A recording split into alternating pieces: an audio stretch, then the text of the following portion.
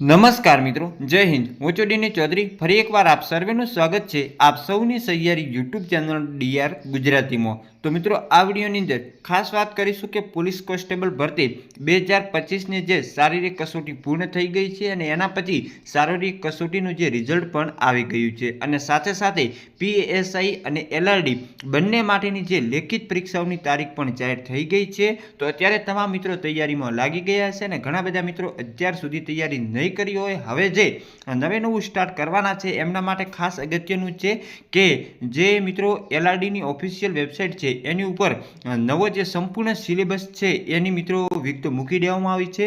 તો આ સિલેબસની વિગતવાર માહિતી પણ આપણે મેળવીશું। સાથે સાથે કયા કયા એવા ટોપિક છે જેના ઉપર તમે સૌથી વધુ ભાર આપી શકો છો અને આ પરીક્ષાની અંદર તમે સારા એવા માર્ક્સ મેળવી અને પાસ થઈ શકો છો। તો જે શોર્ટમાં તમે અહીં જોઈ શકો છો, મેં સિલેબસ આપ્યો છે, પરંતુ મુદ્દા સાથે ડિટેલની અંદર સિલેબસ જોવા માટે વિડીયો છેલ્લે સુધી જોતા રહેજો। ચેનલ પર નવો તો સબસ્ક્રાઇબ કરી બેલ આઇકન પ્રેસ કરી દેજો, એટલે કે પોલીસ કોન્સ્ટેબલ અને પીએસઆઈ ભરતીને લગતી જે સંપૂર્ણ વિગત છે આપણે ચેનલ ઉપર અપડેટ કરતા રહીશું। સાથે સાથે સિલેબસની સંપૂર્ણ પીડીએફ તમને આપણે ટેલિગ્રામમાં મળી જશે। તો ચાલો વિડીયો શરૂ કરીએ। તો મિત્રો, વાત કરવામાં આવે સિલેબસની, તો આ સિલેબસ જે છે આ મિત્રો સંપૂર્ણ ઓફિશિયલ વેબસાઇટ ઉપરથી મેં ડાઉનલોડ કરેલી પીડીએફ છે, જેની અંદર લોકરક્ષક કેડરનો અભ્યાસક્રમ આપ્યો છે। અને તમને ખબર જ છે કે જે એલઆરડી છે, લોકરક્ષક દળ, જેની અંદર બે પેપર લેવામાં આવશે। પેપર પહેલું હશે એ મિત્રો પાર્ટ એ એમસીક્યુનો ટેસ્ટ હશે અને એ મિત્રો જે છે એ 80 ગુણનો ટેસ્ટ આવશે અને 80 ગુણમાંથી તમારે મિનિમમ ઓછામાં ઓછા 40% એટલે કે 32 ગુણ મેળવવાના રહેશે। તો આ જે 80 ગુણની અંદર શું શું હશે, તો સૌથી પહેલું રીઝનિંગ અને જે માહિતીનું અર્થઘટન 30 ગુણનું હશે। એના પછી ગણિત છે એ પણ મિત્રો 30 માર્ક્સનું હશે અને જે ફકરા આધારિત પ્રશ્ન તમારે લખવાના છે ગુજરાતી ભાષાની અંદર એ પણ 20 ગુણનું હશે। ગુજરાતીનું વ્યાકરણ કોઈએ તૈયાર કરવું નહીં, કારણ કે એ આની અંદર પૂછાશે નહીં અને આની અંદર જેટલા પણ ટોપિક આવે તમામ ટોપિક તમારે તૈયાર કરવાના છે, કારણ કે પેપર 1ની અંદર કોઈ પણ પ્રકારના અલગથી ટોપિક આપ્યા નથી। એટલે કે રીઝનિંગ, ગણિત અને ગુજરાતી ભાષાની અંદર જેટલું પણ આવતું હોય બધું તમારે તૈયાર કરવું પડશે। એના પછી પેપર 1ની અંદર પાર્ટ 2 આવશે, એટલે કે બીજા નંબરનો જે પેપર છે એ પણ મિત્રો એમસીક્યુ ટેસ્ટ આવશે અને એની અંદર શું શું આવશે, તો સૌથી પહેલું છે ભારતનું બંધારણ, જે 30 ગુણનું આવશે। એની અંદર ટોપિક પણ તમને આપી દીધા છે તમારે કયા કયા ટોપિક તૈયાર કરવા। તો બંધારણની અંદર ભારતીય બંધારણ, ઉદ્ભવ અને એના વિકાસ, લાક્ષણિકતાઓ, આમુખ, પછી મૂળભૂત અધિકારો અને ફરજો, રાજનીતિના માર્ગદર્શક સિદ્ધાંતો, બંધારણની જે જોગવાઈઓ, બંધારણના જે સુધારા પ્રક્રિયા અને સુધારાઓ, એના પછી બંધારણનું જે અંતર્નિહિત માળખું, આ એક ટોપિક છે। બીજો ટોપિક છે સંઘ અને રાજ્યોના કાર્યો અને જવાબદારીઓ, સંસદીય વ્યવસ્થા, સંસદ અને રાજ્ય વિધાનમંડળ, માળખું, કાર્ય, સત્તા અને વિશેષ અધિકારો, રાષ્ટ્રપતિ અને રાજ્યપાલની ભૂમિકા, કાર્યપાલિકા અને ન્યાયપાલિકા। ત્રીજા નંબરનો ટોપિક છે સમવાય તંત્ર અને કેન્દ્ર રાજ્ય સંબંધો। ચોથા નંબરનો ટોપિક છે બંધારણીય સંસ્થાઓ, વૈધાનિક, નિયમનકારી અને અર્ધ ન્યાયિક સંસ્થાઓ। પાંચમા નંબરનો ટોપિક છે પંચાયતી રાજ અને સ્થાનિક સ્વરાજ્ય। તો બંધારણની અંદર તમારે આટલું તૈયાર કરવાનું, જેના 30 ગુણ તમને મળવાપાત્ર થતા હોય છે।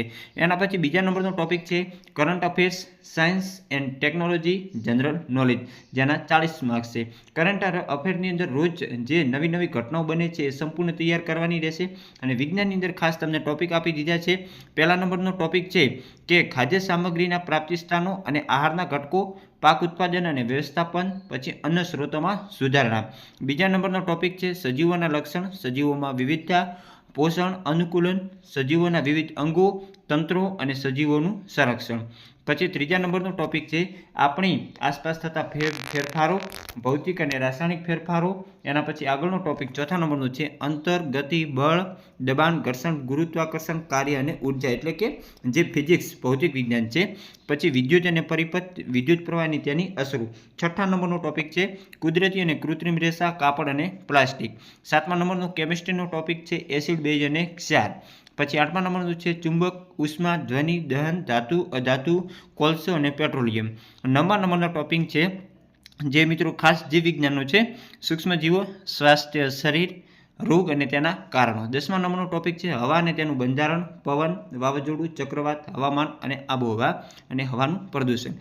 11મા નંબરનો ટોપિક છે પાણી અને તેના પ્રાપ્તિ સ્થાનો, જળચક્ર, અતિવૃષ્ટિ, અનાવૃષ્ટિ, જળ સંગ્રહ, જળ સંરક્ષણ અને જળ પ્રદૂષણ. 12મા નંબરનો ટોપિક છે કચરાનો સંગ્રહ અને નિકાલ.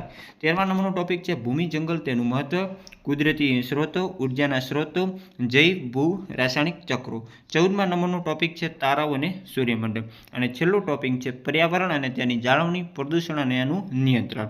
એના પછી જનરલ નોલેજની અંદર સામાન્ય જ્ઞાન આવશે, જે તમારે તમામ ટોપિક એના કરવાના રહેશે. 3જા નંબરનું છે મિત્રો હિસ્ટ્રી એટલે કે ઇતિહાસ, કલ્ચર, હેરિટેજ એન્ડ જિયોગ્રાફી એટલે કે સાંસ્કૃતિક વારસો અને ભૂગોળ. ગુજરાત અને ભારત બંનેનું કરવાનું છે. 50 માર્ક્સ સૌથી વધારે ગુણ ભાર ધરાવે છે.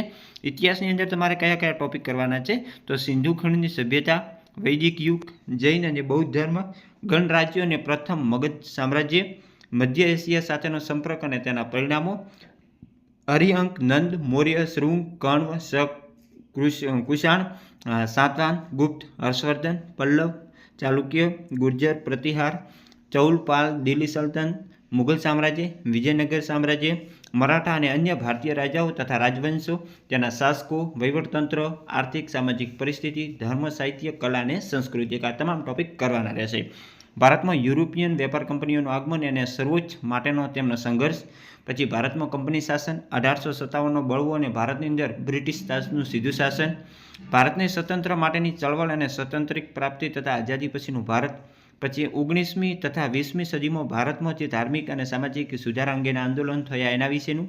ગુજરાતના રાજવંશો, તેના શાસકો, વહીવટતંત્ર, આર્થિક સામાજિક પરિસ્થિતિ, ધર્મ, સાહિત્ય, કલા અને સંસ્કૃતિ.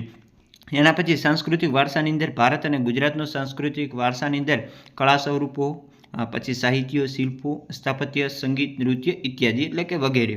ભારતીય જીવન પરંપરા, મેળા, ઉત્સવો, ખાણીપીણી, પોશાક અને પરંપરાઓ. ગુજરાતના સંગ્રહ સ્થાનો, પુસ્તકાલય પ્રવૃત્તિ, સાંસ્કૃતિક, ધાર્મિક, સાહિત્ય મહત્વ. પછી ગુજરાતની રંગભૂમિ, નાટક, ગીતો, એના પછી નાટ્ય મંડળીઓ. આદિવાસી જનજીવનની અંદર તહેવારો, મેળા, પોશાક, ધાર્મિક વિધિઓ. ગુજરાતી સાહિત્યની અંદર પ્રવાહો, વળાંકો, સાહિત્યકારો, સાહિત્યિક રચના અને સાહિત્ય સંસ્થા.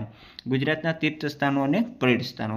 પછી ભૂગોળની અંદર સામાન્ય ભૂગોળની અંદર જે સૂર્યમંડળના ભાગરૂપે પૃથ્વીની ગતિ, સમય ઋતુની વિભાવના, એના પછી પૃથ્વીની આંતરિક સંરચના, મુખ્ય ભૂમિ સ્વરૂપો, તેમની લાક્ષણિકાઓ, વાતાવરણની સંરચના અને સંગઠન, આબોહવાના તત્વો અને પરિબળો, વાયુ સમુચ્ચય અને વાતાગ્રહ, વાતાવરણીય વિક્ષોભ, આબોહવાકીય બદલાવ, મહાસાગરો, ભૌતિક, રાસાયણિક અને જૈવિક લાક્ષણિકતાઓ, જલીય આપત્તિઓ, દરિયાઓ અને ખંડીય સંસાધનો.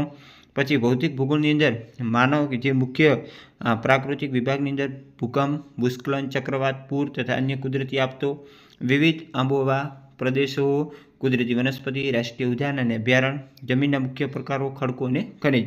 પછી સામાજિક ભૂગોળની અંદર વસ્તીનું વિતરણ, વસ્તી ઘનતા, વસ્તી વૃદ્ધિ, સ્ત્રી પુરુષ પ્રમાણ, સાક્ષરતા, જનજાતિ, નૃજાતિ સમૂહ, ભાષાકીય સમૂહ. એના પછી આર્થિક ભૂગોળની અંદર અર્થતંત્રના જે મુખ્ય વિભાગો, કૃષિ, ઉદ્યોગ, સેવાઓ, તેમની મુખ્ય લાક્ષણિકતાઓ, પાયાના ઉદ્યોગ, કૃષિ, ખનિજ, જંગલ, ઈંધણ, માનવ શ્રમ આધારિત ઉદ્યોગ, પરિવહન અને વેપાર. અને વર્તમાન પ્રવાહોના સંદર્ભની અંદર જે ભૂગોળ આવે, આ તમામ ટોપિક તમારે ખાસ તૈયાર કરવાના રહેશે. તો આ સિલેબસ મિત્રો વિગતવાર તમને ઓફિશિયલ વેબસાઇટ ઉપર પણ મળી જશે. એના સિવાય આપણી જે ટેલિગ્રામ છે DR ગુજરાતી ઓફિશિયલ, એની ઉપર પણ હું મૂકી દઈશ. તો આ જે સંપૂર્ણ સિલેબસ તમારે તૈયાર કરવાનો રહેશે. અને આ 2 પેપર લેવામાં આવશે, પાર્ટ A અને પાર્ટ B. બંને મિત્રો MCQ આધારિત સાથે. પાર્ટ A ની અંદર 32 અને પાર્ટ B ની અંદર તમારે જે 120 હોય એના ઉપરથી 48, એટલે કે 48 ને 32 80 માર્ક્સ તમારે લાવવા ફરજિયાત છે, જે મિનિમમ 40% માર્ક્સ લાવવા જ પડશે. એનાથી ઉપર મેરિટ આધારિત તમારી પસંદગી થવા પાત્ર થશે. તમારી તૈયારી કેવી ચાલે છે ખાસ જણાવવા વિનંતી. ફરી મળશું નવી અપડેટ સાથે નવા વિડીયોમાં. ત્યાં સુધી જય હિન્દ, જય Bharat. Thanks for watching and subscribe my YouTube channel DR Gujarati for more update. Thank you.